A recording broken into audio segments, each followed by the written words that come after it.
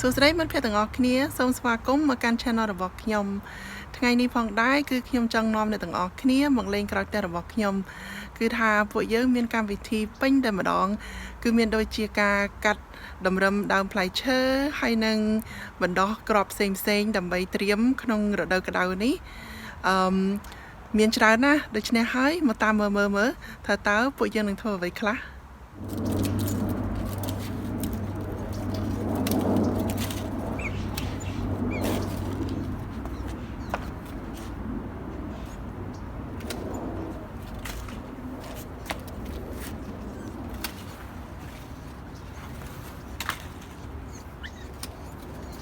ឥឡូវនេះកំពុងតែ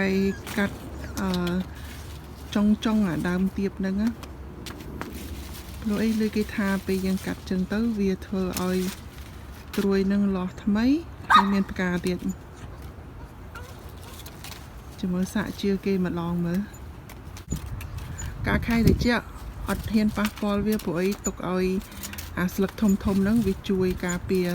អាមែកឈើកុំឲ្យត្រូវត្រជាក់ពេកតែឥឡូវវាចង់ផុតខែត្រជាក់អីអញ្ចឹងយើងអាចកាត់ស្លឹកវាចោលបាន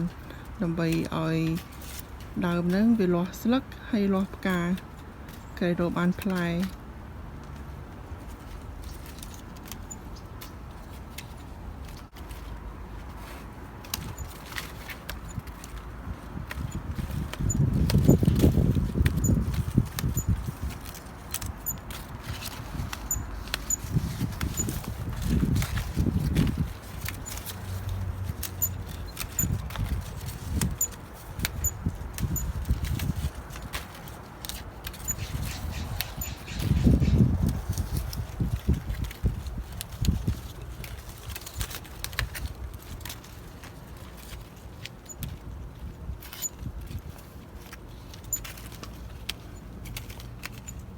អាដើមនេះធន់ត្រជាក់ដែរតើព្រោះអីមើលខែត្រជាក់វាអត់ងាប់ទេវាគ្រាន់តែស្លោកស្លឹកតិចណា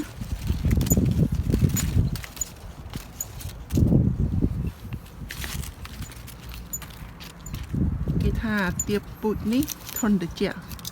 បើទៀបស្វិតអត់សូវធន់ទេ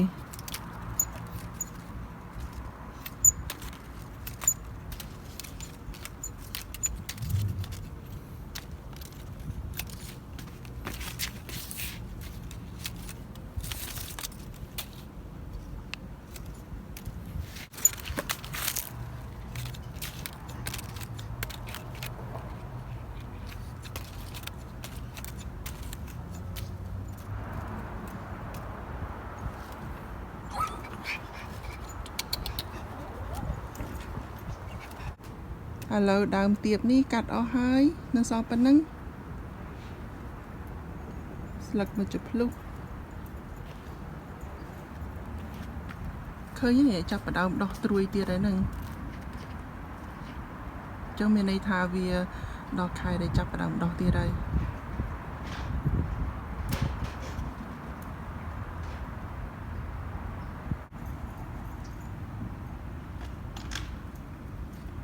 គល់វាធំដែរនេះមើល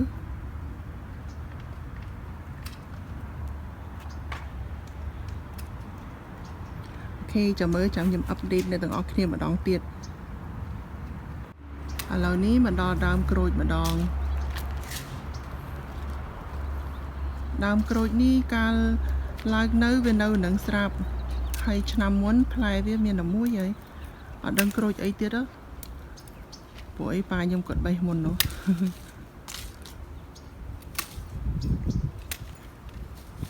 តើឥឡូវកាត់វាចេញគេរកវាបានផ្លែច្រើនជាងនឹងឲ្យយើងមើល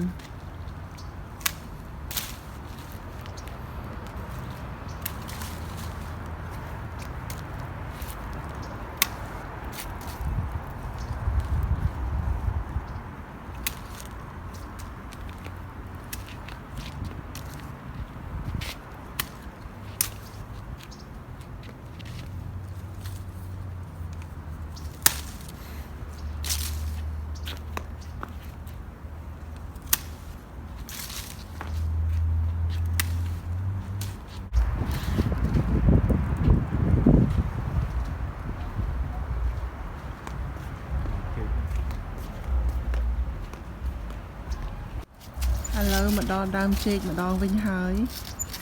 chị đi chị ấy không ở đằng chê chị ấy không ồ bị cặp chân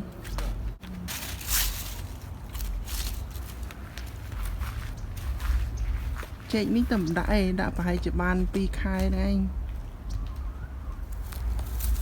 อันนี้ดามตรอบสรวยดอกวิจัยแต่ปัดเบิดตกก็ไปเชียเมียนเยียดอกเตียดปันตายปุยยมเรียบจอมทวโรงเซย์เนาะเดี๋ยวจังให้จองดำเรียกอะไรเซย์เนี่ยดอกจริงให้ช้ำนี่จำดำซาทำไม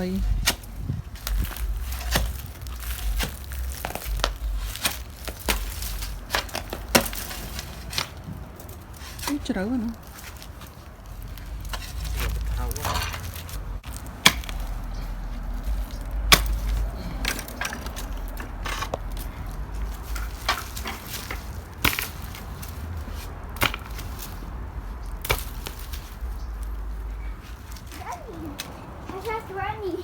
She's running too.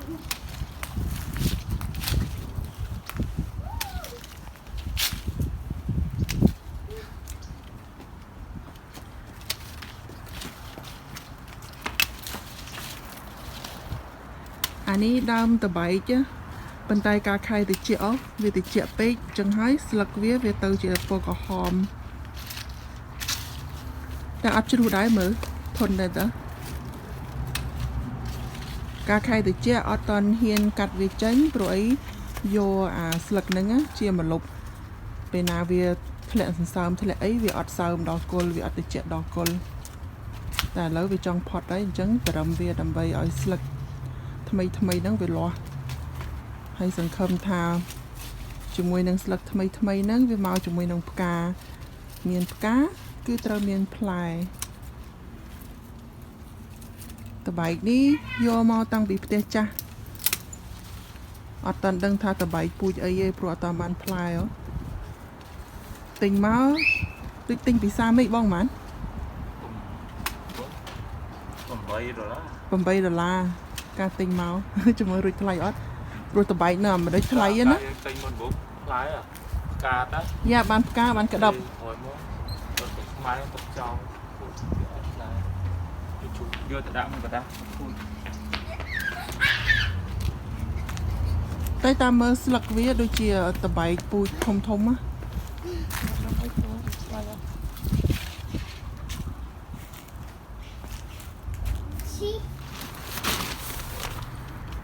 แล้วนี่กำปงใจดักได้โจเตอร์นึกนองหาโรงได้เฟอร์ให้นี่ตกเตรียมดำนำ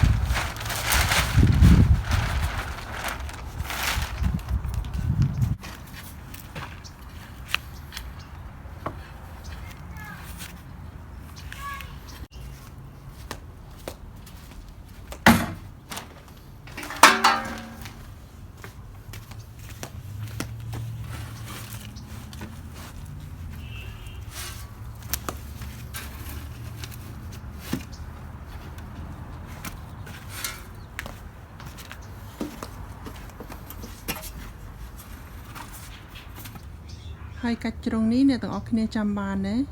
ไงมวนไปเขียมถอดวิดีโอในกรอยเตี้ยแล้วนี่คลายตะเจียกันไลน์ดะดำสกาเนี่ย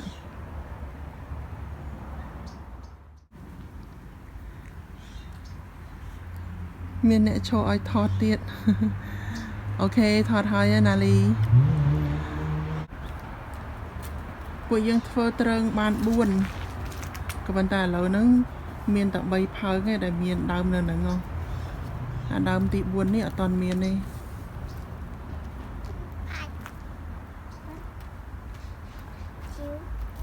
สกาเนี่ยนะไม่ได้ทลายนะมาเผาเวีย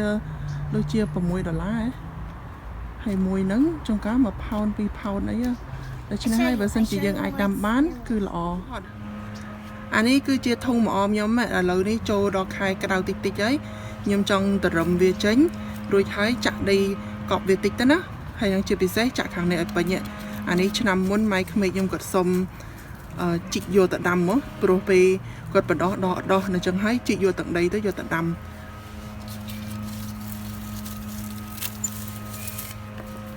vì chắc phải đóng lock là tới này là khang này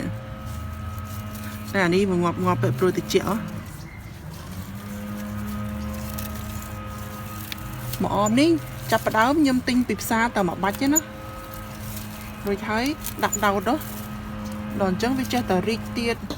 đọc tiệt hay tôi chơi mà ôm nó vô màu bịp xa mê nó pui vô màu bịp xa mê nó bàn tay đặc biệt này giờ đắm hay đọc với nhá chui mình tên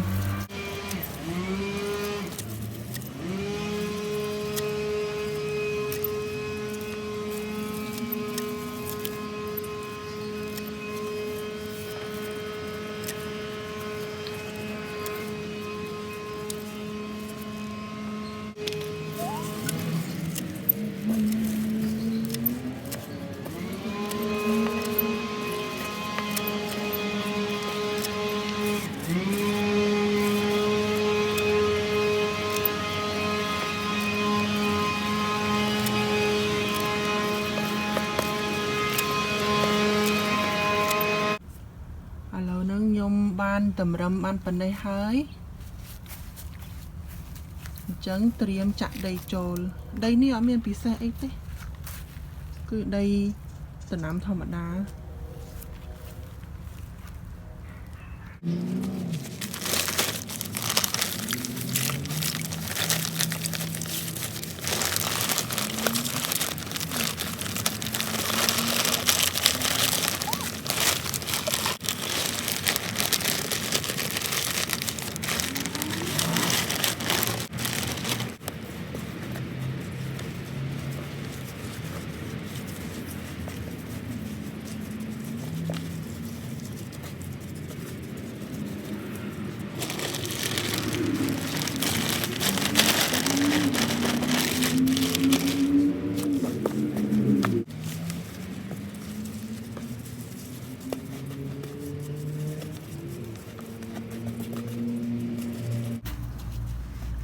lâu bên năng sân cho mới tập pe mà om ni việc đó bố nhưng ai cắt thấy vô mặt đau nơi cái này nịp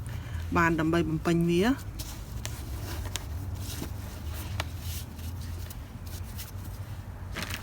rồi thôi có đã cầm rộp về vĩnh đầm bay ở việc cái đau hay họp á bên năng anh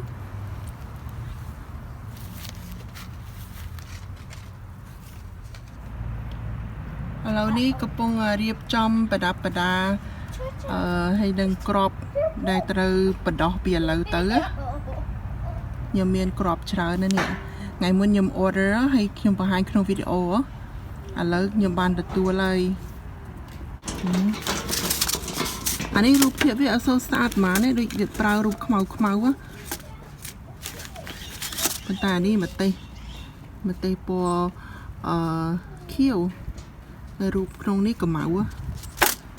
hay crop ní crop watercress mai cái hơi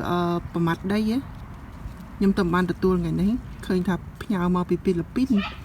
ngày được đó ní mà tây po khiêu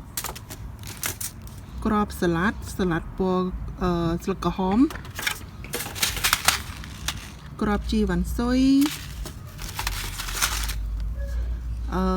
trà sọ ní miền pi pui ngày muốn mật phẹ nhom màu lên hay tao cái tinh crop trà sọ ai thay mùi ní khiêm order rồi hai có miền cà rốt anh ấy cái mật phẹ tinh ỏi đai sợi đai cua ní cứ chia crop bình po cherry nè thua ca nhom muốn kiểu nhom nhầm bình po nâng á hay bình po nâng phải má đòn chân nhom tục crop bia cho mơ sạ đâm nữa អានេះក្របទៀបស្វិតថ្ងៃមុនខ្ញុំញ៉ាំទៀបស្វិតទៅទៀបស្វិតនោះកអីឥឡូវនឹងទុកមើលសាកបដោះលេខនេះហើយអានេះជាសណ្ដែកហៅឡើងតាវ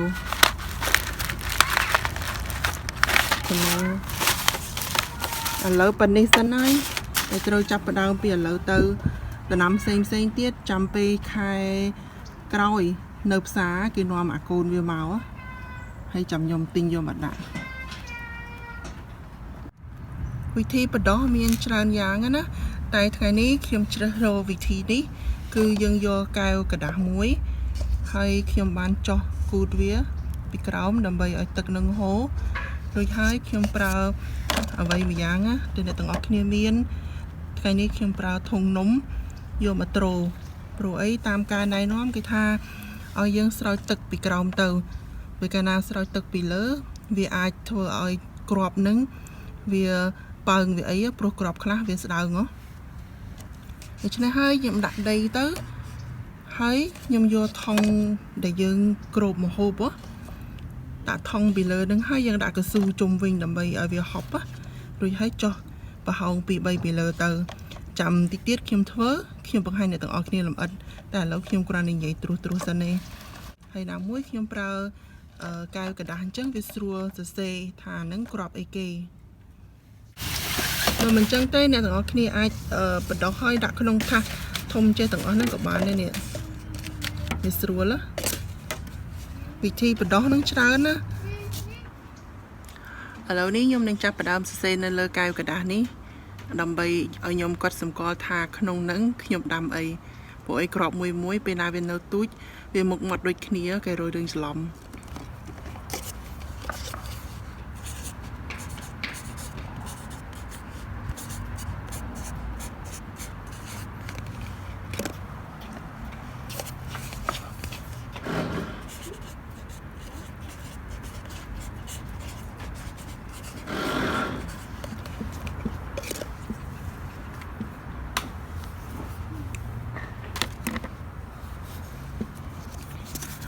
ឥឡូវហ្នឹងខ្ញុំសរសេរកែវ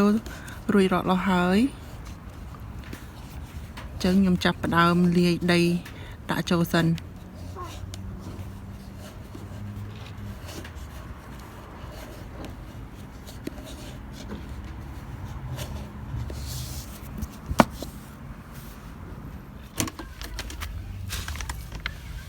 ឡូវនេះខ្ញុំនឹងចាប់ផ្ដើម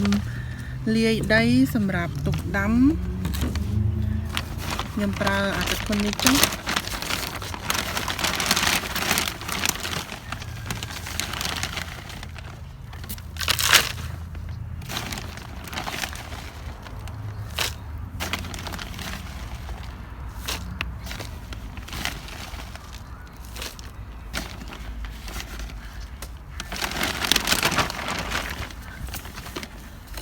ដាក់ដីរួចហើយក៏ចាក់ទឹកចូលគឺយើងចង់ចាប់ផ្ដើមបដោះវាពីដីសើមបើយើងដាក់អានឹងចូលក្នុងកែវហើយដាក់ក្របហើយស្រោចទៅអាក្របនឹងវាអាចប៉ើងវាអាចលឹបជ្រៅពេកក៏មានអញ្ចឹងហើយយើងចាប់ផ្ដើមពីដីសើមមុនបានស្រួល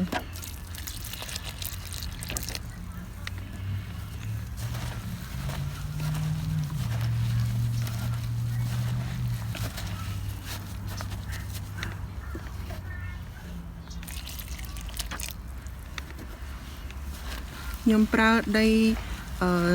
ប្រើក្នុងដំណាំធម្មតាតែក៏ពិតបើចង់ឲ្យបានល្អគឺត្រូវប្រើដីដែលគេត្រៀមសម្រាប់ទុកបដោះក្របព្រោះអីវាមានដូចថាជាតិអ្វីមួយយ៉ាងដែលជួយឲ្យក្របនឹងឆាប់ឡើងលូតតែខ្ញុំមិនបានទិញហើយខ្ញុំមានតែដីនេះម្ល៉េះហើយខ្ញុំប្រើដីនេះទៅបានប៉ុណ្ណាយកប៉ុណ្ណឹង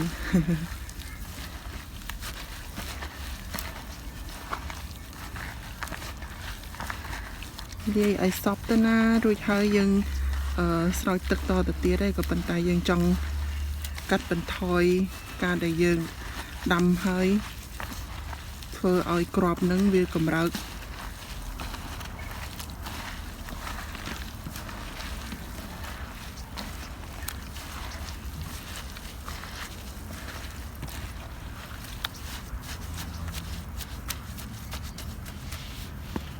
ឥឡូវខ្ញុំចាប់ផ្ដើមសិនកែវដែលខ្ញុំបានសរសេរមិញគឺគ្មានអ្វីទេក្រៅពីការដាក់ដីចូលញ៉េ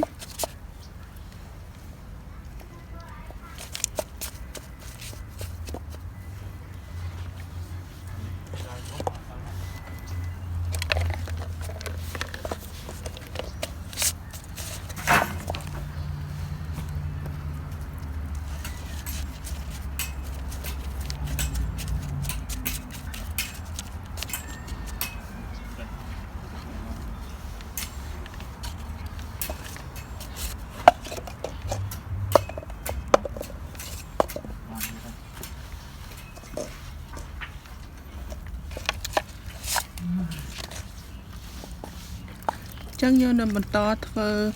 បែបនេះឲ្យគ្រប់អាកែវដែលខ្ញុំបានសរសេរទុក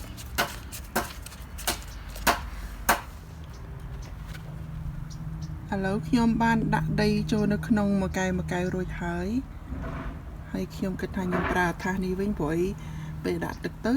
វាបានទាំងអស់គ្នាហើយមួយទៀតគឺថាពេលយើងដាក់នៅខាងក្រៅថ្ងៃក្តៅវាជួយចេញចំហាយក្តៅដើម្បីឲ្យក្របហ្នឹងវាអ៊ុនអានេះមកថាសទៀតចាំយកទៅចូលផ្ទះយកទៀតឆែ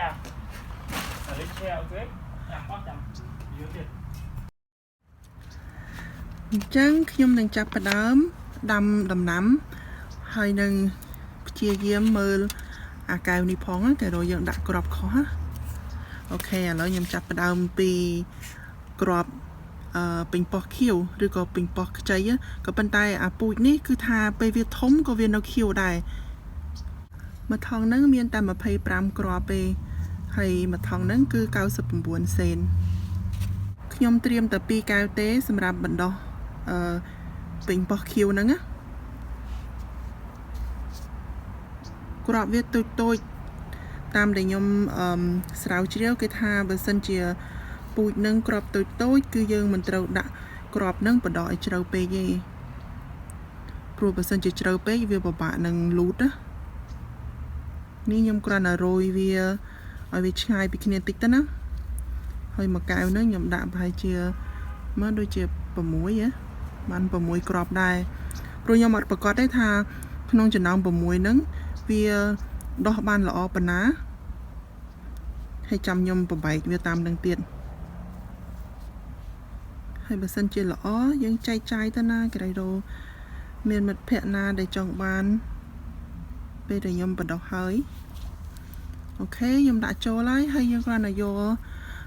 ឈើអ្វីមួយយ៉ាងហ្នឹងថាលុបវាតិចទៅណាអញ្ចឹងហើយបានខ្ញុំត្រូវដាក់ដីនឹងឲ្យវាសើមមុនណាព្រោះថាបើសិនជាខ្ញុំត្រូវបាញ់ទឹកពីលើមិនស្រួលក្របហ្នឹងវាប៉ើងអានេះខ្ញុំក៏ដាក់ដីពីលើតិចទេដើម្បីកុំឲ្យខ្យល់មកអីចឹងទៅវាប៉ើងក្របហ្នឹង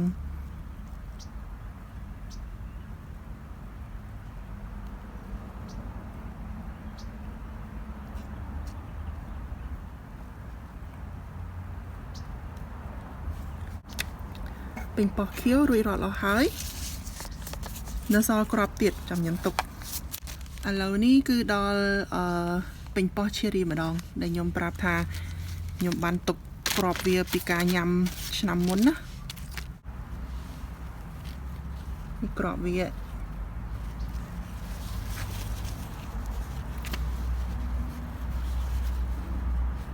ហើយខ្ញុំនឹងរោយវាអានេះវារឿងទូចរហូតដល់ថាវាពិបាករៀបហើយណាមួយខ្ញុំសបោចឹងខ្ញុំដាក់វាច្រើនណាចាំពេលវាដោះមកខ្ញុំមើលថាណាវាទូចពេកព្រោះថាយើងដាំសកលគ្នាយើងដឹងណាថាមួយណាដែលវាអត់សូវលូតមួយណាវាលូតច្រើនណារួចហើយយើងដកវាចេញទៅណាដើម្បីកុំឲ្យវាក្តាំងពេក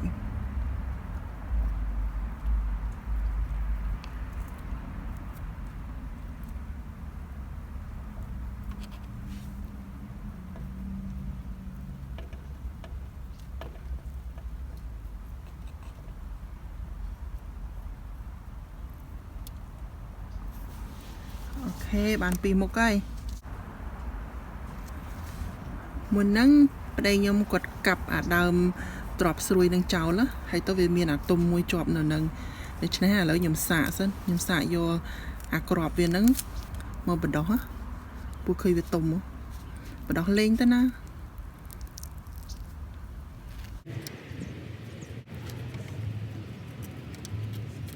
nhom bật đó ở đây nhom trong bật đó nó không cáo cứ rồi đó là hơi là đi còn tại rồi đây bị lỡ mình tỉnh túi đồng thời ở về lục à crop để dừng đâm nâng á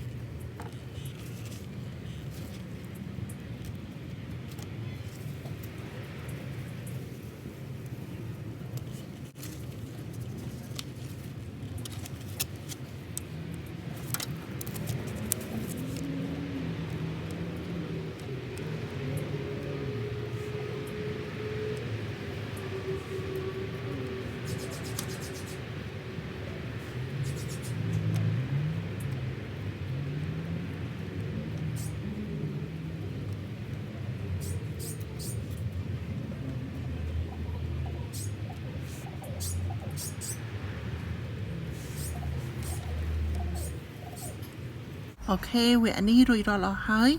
à lâu ní bên to tàu vẽ khang mục tiết cứ vẽ đầy nhom crop á hay nâng chọc vào hồng về chân rong trăm tôi sẽ nào từng ok khung vẽ ní cứ nhom vô à thong plastic nè để kia vô từ chọc mà hộp á hay vô một crop phía crop mà đong muối crop chạy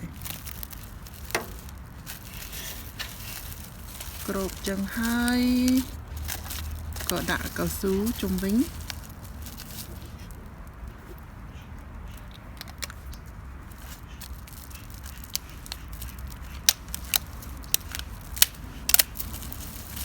thì nhà tầng máu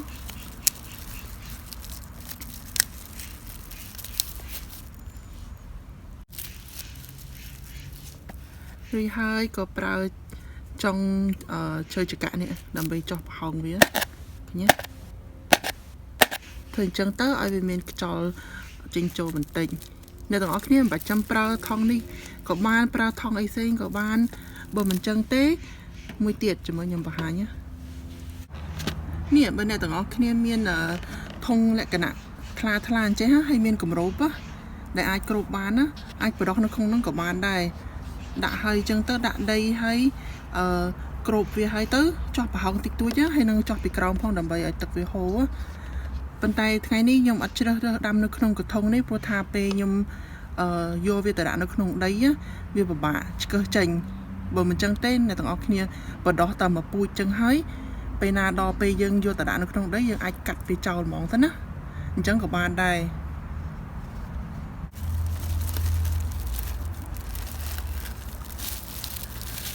แบบนี้คือทาเป็นไงนึงกระดาษม้าเวียนึงบังการไอเมียนสนามะหรือก็จำหายกระดาษอุ่นๆนะนึกลงใดนั่งนะช่วยเอากรอบในยังประดองนั่งไปชับดอกให้เวททมทอดละออ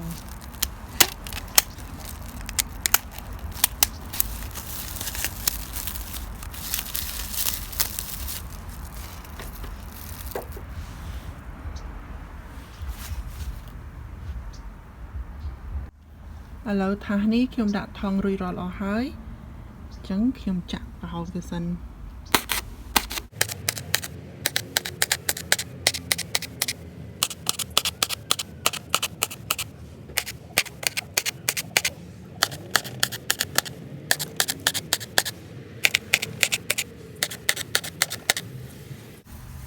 ok rồi rò lò hơi hay khiêm rồi tực nâng sao bị kéo mà đôi được khiêm ăn trap từ đầu bóng chân cho nên hay ខ្ញុំអត់ត្រូវការបកអាស្បោកនេះចេញទេរហូតតតែវាឃើញចេញប្រឡូកមកហើយនឹងវាដោះបានខ្ពស់ទៅថាវាទៅអាថងហ្នឹងរួចហើយបាទខ្ញុំដកចេញចឹងថាសនេះរួចរាល់អស់ហើយខ្ញុំនឹងបន្តទៅធ្វើថាសនោះមួយទៀត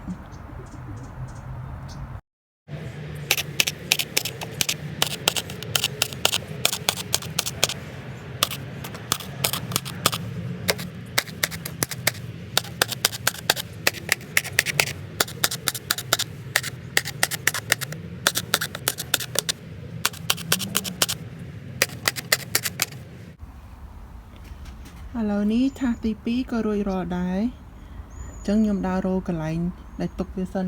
ហើយរួចហើយចាំថែមទឹកឥឡូវនេះរកកន្លែងដាក់អាក្របទុយនេះបានហើយខ្ញុំដាក់នៅកន្លែងនេះព្រោះអីកន្លែងនេះវាបានទទួល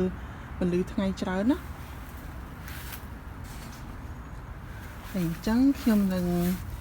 ចាក់ទឹកចូលទៅនៅក្នុងថាសនេះ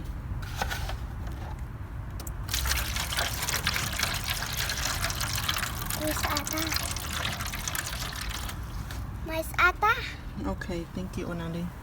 Miss Anna. Now put another one. Blow on.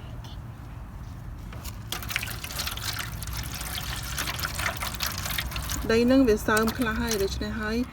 គឺដើម្បីឲ្យប្រកបណាខ្ញុំចាក់ប៉ុណ្ណឹងហើយប្រហែលជា1ម៉ោងទៀតខ្ញុំមកឆែកមើល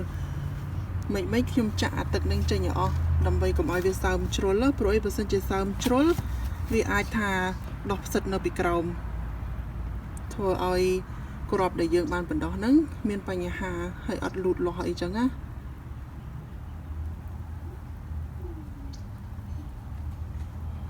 អូខេរួចរាល់ហើយចាំមើលមួយអាទិត្យចាំខ្ញុំមកអាប់ដេតដល់ទាំងអស់គ្នាថាវាលូតលាស់យ៉ាងណាឬក៏មានពូជមួយណាខ្លះដែលថាវាអត់ដើរឬក៏វាអត់កើតអីណានៅសល់ក្របពី3មុខទៀតទុកដាំថ្ងៃក្រោយមានដូចជា watercress ដែលខ្មែរយើងហៅថាប្រមាត់ដីសាឡាត់ហើយនិងការ៉ុតព្រោះអីការ៉ុតត្រូវដាំនៅក្នុងផើងអត់ដាំក្នុងផ្ទាល់ដីទេហើយនឹងសាឡាត់ត្រូវរោយវាពេលណាដែលធាតុអាកាសដូចថាអត់ភ្លៀងឬអត់ខ្យល់ព្រោះអីបើមិនចឹងទេវាប៉ើងព្រោះក្របសាឡាត់វាទូចហើយស្ដើងទៀតហើយអានេះគោលបំណងគឺដាំនៅក្នុងផើងដែរដើម្បីស្រួលកំណត់ទឹកវាព្រោះអីវាស៊ីទឹកច្រើនណាហើយនឹងក្របមួយទៀតដែលពួកខ្ញុំនឹងដាំគឺក្របតកួនឆ្នាំមុនដាំដោះល្អបដំលើដីលើឆ្នេះហើយឆ្នាំនេះចង់ដាំនៅក្នុងផើងម្ដងតែមិនដឹងថាទុកក្របនឹងនៅណាចាំរកសិនឥឡូវនេះវីដេអូរបស់ខ្ញុំក៏មកដល់ទីបញ្ចប់ហើយខ្ញុំសូមអរគុណអ្នកទាំងអស់គ្នាដែលបានតាមដានទស្សនាហើយចាំមួយអាទិត្យទៀតចាំខ្ញុំអាប់ដេតថាតើអ្វីដែលខ្ញុំត្រៀមអ្វីដែលខ្ញុំបានធ្វើគឺថាវាលូតលាស់បានប៉ុណ្ណាដែរ